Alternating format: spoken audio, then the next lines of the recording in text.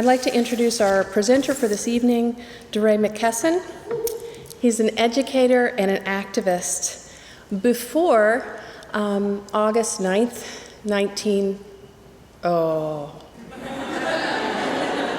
I just really dated myself badly.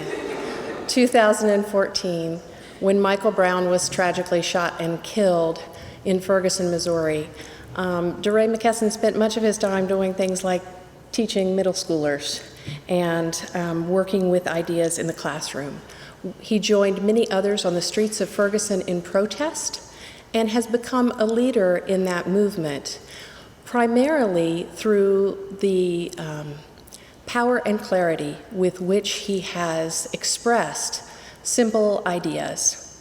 Along with Janetta Elzie, Mr. McKesson put together an online newsletter that has won awards for journalism called This is the Movement, that curated different information about the Black Lives Matter movement and articulated the concerns and goals of the protesters. This is an ongoing newsletter. He is also instrumental in Campaign Zero, which is a new part of the Black Lives Movement aiming for concrete political change regarding over-policing and police brutality. Now, the Black Lives Matter movement has communicated some ideas that are not new, like Black Lives Matter. And in many ways, this is not necessarily what some would consider a religious idea.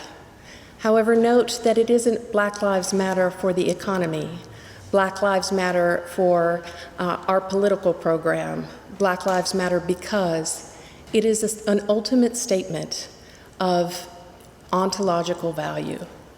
To my mind, as a theologian, that is a religious claim. Please welcome DeRay McKesson.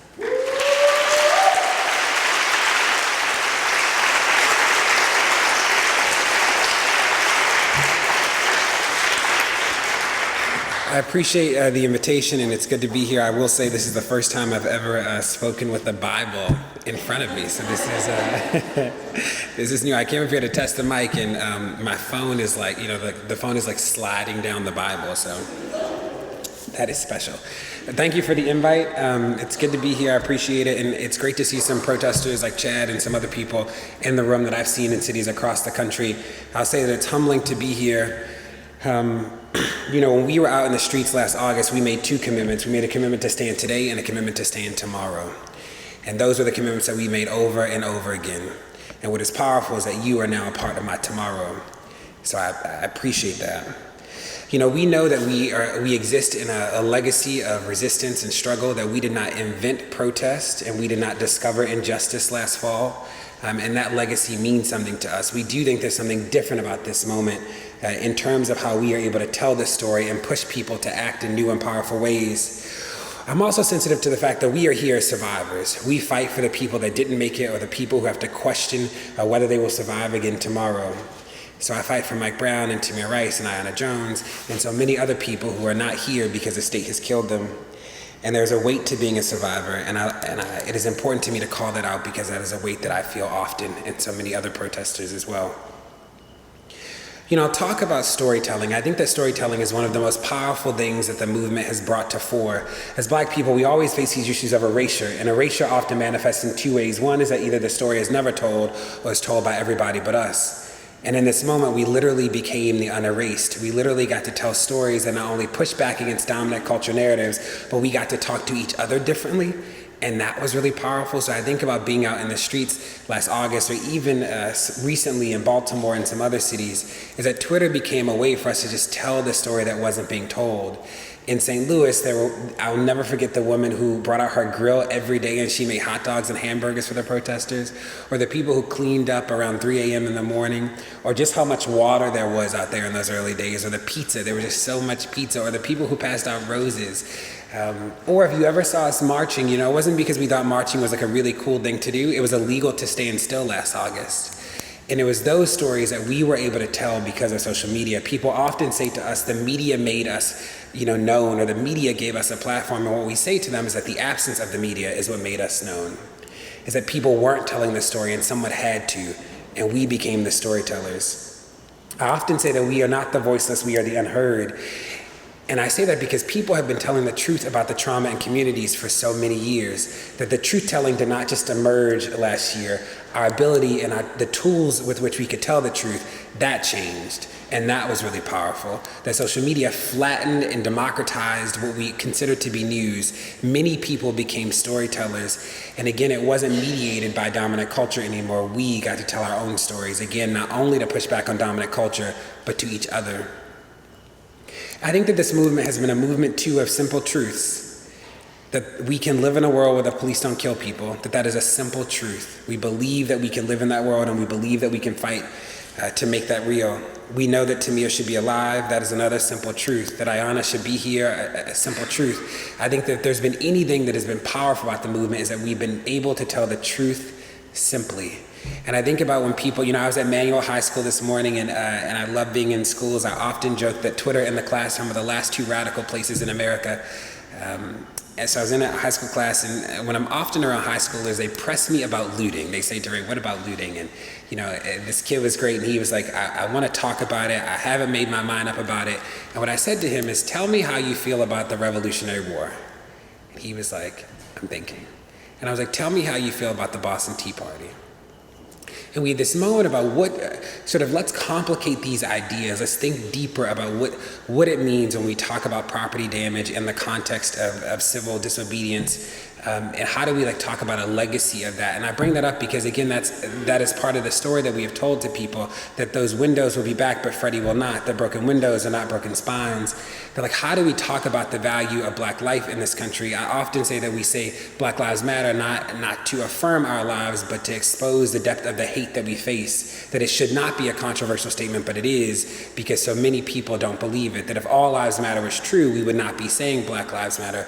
But we say it to force that confrontation, that the statement itself is a form of protest, that the statement itself conjures up all of this ill will that we need to bring to the forefront, that if protest is nothing more, what we have done is that we have rendered visible the invisible, that all of the underlying etiquette of Jim Crow and all of that that allows racism to fester, that the protest is bringing all of that to the fore and saying that we must confront it, that the only way that we will be a better country and a better America is if we bring it here. People often also ask about the tear gas and the pepper balls and the pepper spray and the MRAPs, and I hesitate to talk about it because I never want to romanticize it. I remember it because it happened. I remember it because it was real, and I remember it because it still happens. But there's nothing romantic about tear gas. There's nothing romantic about pepper balls. We should not know the difference between any of them. I should not know that pepper balls make you sneeze and your eyes water, but pepper spray makes your eyes burn, and tear gas makes your face sting and sticks to your clothes. And there's so many of us who know those truths, and we say it because it happened, and it happened in this America, an America that we thought was better than this. People also talk about what it means to be on the front lines, and they say, you're on the front lines, and what I tell them is that all Black people are on the front lines in this America, that our proximity to the trauma of state violence is real for everyone. We have just chosen to stand differently in proximity to it, but we all have a proximal relationship to it. And that's important because we are not privileged because we call ourselves protesters. We have just chosen to fight differently. What we would say is that every Black person is a protester in America, that at some point you are confronting and disrupting these systems just by being alive is an act of protest for so many of us, and choosing to be here tomorrow.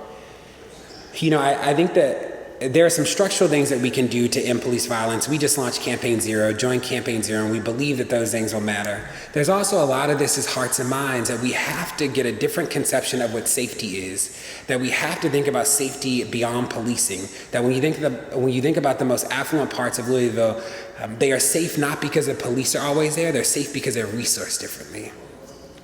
And we have to think about safety as including workforce development and jobs and access to health care and education, that safety is more expansive than policing. And we also push back on these ideas about community policing, because community policing for so many people is this idea that the police should be ever present. The police should be high-fiving kids, they should be playing basketball in communities. And what we would say is that that's a race-based way of thinking about the police. You know, it was what we pushed with Hillary when we met with her recently. It was what we pushed with Valerie Jarrett in the White House. It was what we pushed with Bernie.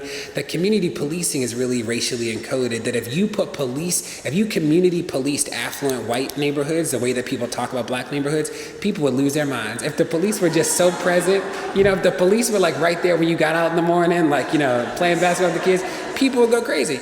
But again, it's like, how do we call that out? I was with a senior member of the NYPD on a panel recently, and she said, DeRay, the police are where the crime is. And I said to her, I don't see that many police around Wall Street. And she said, which is funny. And she said, you know, well, we need to have a more nuanced understanding of what crime is. And I said, well, let me tell you what you just did, right? When crime was about black people, crime was this like static, monolithic, crime was just one thing. But when it was about white people, it was this nuanced, deep, we need to, you know, really tease it out. And I said to her, like, you know, I want to remind you that race is often functioning when we think about safety. That safety in terms of blackness has always been this idea that we have to manage black bodies at all turns. And we do need to have a more nuanced understanding of crime, that until we have that more nuanced understanding, that any of the structural stuff that we push for actually won't matter. That if people still have a police first response to all trauma in neighborhoods, we will never win. That when the response to drugs is the same as domestic violence, is the same as carjackings, is the same as landlord-tenant problems, we will always have this traumatic experience with the police. And again, her statement just called it out so clearly that when it's about white people, you know, we have to think differently. You think about places like Massachusetts that is called the heroin epidemic a health crisis. They are not criminalizing anymore. It's all about treatment. And people have been addicted to heroin in Massachusetts for years. But white people are now addicted in droves, right? And how do we name the race there and tease it out a little better and bring it to the forefront so people have to confront it and people have to think about solutions differently? You know, I often think too about intergenerational trauma. So I do this with you here because it's a mixed crowd and I'm interested to see what it'll be like. But I was talking about Bomani Jones, who is a sportscaster from ESPN. I think he's on ESPN. I don't watch TV, but I do know Bomani from Twitter. We were on the phone and I was talking to him about voting, but we started talking about reading. And what I said to Bomani is that I'm a third generation reader, that I'm in the third generation of people in my family who can read. That my great grandmother could write her name, and she was really proud of it. But again, you know, I'm in the third generation of people who can comprehend text. So I'd love for you, if you are a third generation reader, if you're in the third generation of people in your family who can read and comprehend text, if you can raise your hand. Put your hands down. If you're in the second generation reader. Put your hands down. If you're in your first generation reader. If you're a fourth generation or above reader. It's one of the reasons I do this is that we often don't think about how intergenerational trauma impacts communities. That when you think about education, you know, people are like, you know, the elementary school is suffering. And, you know, I was in Minneapolis public schools and there were like whole schools where kids weren't proficient. And the option is either that all the kids are dumb or we have failed institutionally, right? Like that, those are the only two options. Like if you see an entire third grade that can't read, either they all just lack the capacity to read or we have structurally failed. And some of that structural acknowledgement is that people are showing up in the space differently. That if you have 200 years of people systemically being not allowed to read and then you give everybody a free book, that actually isn't equity. And how do we tease that out for people? It's the same thing with voting, that so many of us don't come from legacies of voting. That there's not a tradition of voting in homes, not because people didn't want to vote, but because people couldn't vote. There are people who remember getting the right to vote. And we just have to complicate that for people so that it doesn't become this thing where black people just don't care, people don't like reading, people don't come from traditions of reading. And how do we talk about that in a way that doesn't blame people for their own oppression?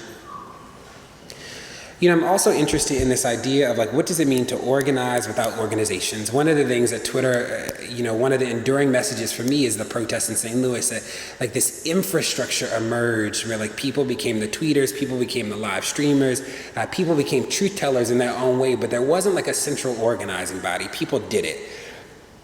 And that is really powerful to me. So I'm always struggling through this idea about how can we organize with infrastructure in ways that don't actually require organizations, or if they do require organizations, we can use them intentionally in some ways. I think there's a generation of people who don't actually want to be members anymore, who don't want to be members of something but want to fight. And how do we create space for those people? That is a question that I grapple with when we think about this work in organizing. And I'll close with a couple sort of scattered thoughts, but important in the movement to me. I often tell people that protest is as American as America itself, that we often root it in the Revolutionary War and the Boston Tea Party, but I would push and say that it goes back further to the people who jumped off the boats instead of letting their bodies come here as the enslaved. That protest is this like willing disruption and confrontation with the state is as American can be, and that protest is actually the original political act in Blackness. That it has always been about power, it has always been about this negotiation with the state, and it has always been about people's voices and bodies on the line. And you know, I was at Yale Divinity School and taught this course, and the last prompt that was on the board as we ended the course was the statement that Jesus was a protester. And that was how we ended. And we had this really interesting conversation about what does it mean to have critical faith, and what does it mean that Jesus was a protester. And I joke often that Jesus would have been much quicker to join us in the streets in St. Louis than the clergy happened to be in St. Louis, that Jesus would have stood with us. And I don't know what it means that the clergy have not showed up in the ways that we thought they would be. You know, I think about that with so many of the institutions, is that when we were getting our behinds handed to us in the streets in last August, we needed help. And there were so many of the traditional helpers that we thought were going to stand with us that did not. There were so many people that told us to go home and that this was not the way to fight. There were so many people who did not believe. And those people are the people who love us now, but they did not back then. They didn't before we were Twitter. You know, we had a lot of followers on Twitter or on TV. And that just isn't the Jesus that I believe would have been with us. So I'm mindful of that, and that makes me sad in some ways, but I'm also mindful of the fact that this movement did not start in institutions, that this did not start in schools or in churches, that this started in the street. And there's something about that being in the street that I think is really powerful about the movement space. And I'm hopeful that the church will understand that Jesus was a protester too, and like what that means in terms of social justice, but I've not seen it done well in terms of what does it mean to put things on the line and sacrifice. And in many ways that disheartens me. I think about the Black church as, for better or for worse, one of the most stable institutions in Blackness. So it hurt us when the Black church didn't show up for us, because again, the Jesus that I learned and that I knew would have been there for me. Especially when we think about what love is and what does it mean to love people and love people into their better selves. And what does that mean for the state? So I close with the reminder that I'm hopeful, this idea that hope is a belief that our tomorrows can be better than our todays, that we have, you know, I never would have thought the protests would have spread to, you know, over so many states. I've been to like 200 protests at 20 cities, that people have like found their voice, and that people are being heard in places and ways that they never even imagined, and neither did we. I'm proud to be here. It's great to see so many of the protesters that I've seen across the country. Ryan's here. So I look forward to the questions. I love to be pushed on this work. And I do think that we are a growing movement, that so much of the beginning was about convincing people that there was a crisis, that the police have killed 900 people this year, have killed someone every day but 9 days in all states but 3, that is something that people understand is true now, that they did not a year ago. And the next part of the work is helping people figure out what the wins are and how do we win. And I think the third part is a conversation on what does it mean to scale the wins. So much of this work is at the local and state level, and at the federal level, but so much of this will be like your local police departments changing, or like in local spaces, our ideas of safety growing to be more complex. And I think that we will get there. I'm mindful that people stood in streets because people stood in streets. And when we think about sort of pressing the presidential candidates or any of those people, that what we're doing is sort of demanding a win, and hopefully we will get it. And in that demand and getting it, we will create this model that people will be able to replicate across the country in the same way that standing in streets was something that people replicated across the country. Thank you, and I'm humbled to be here.